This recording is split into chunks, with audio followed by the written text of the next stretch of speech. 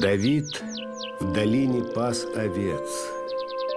В семье он младшим был. Когда избрал его Творец, явился Самуил. Давиду предсказал пророк, что станет тот царем.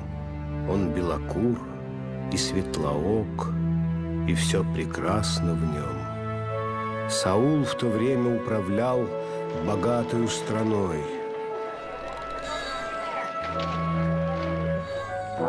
Народ соседний угрожал Израилю войной. Собрал Саул войска свои и сам возглавил рать.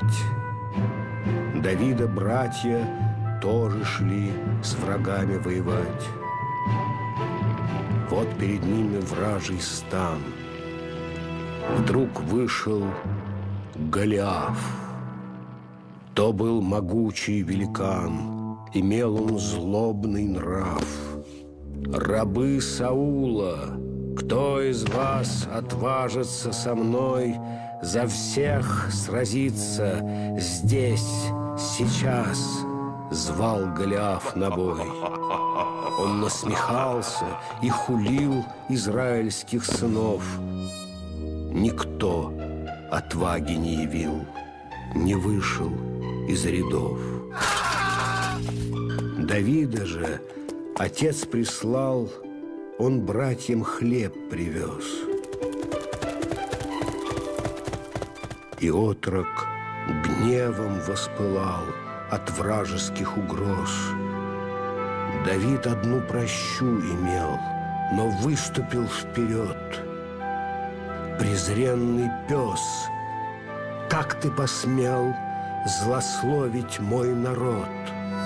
Враг рассмеялся. Трепещи, вдруг закричал Давид. Метнул он камень из пращи, и в лоб снаряд летит. Благословение на том, кто перед Богом прав. В бою был юным пастухом повержен Голиаф. Когда в душе живет Господь, и не дрожит рука, и слабый может побороть сильнейшего врага. С тех пор израильский народ Давида возлюбил, и будущих событий ход провидел Самуил. Был на войне Саул убит, 2 года пронеслось,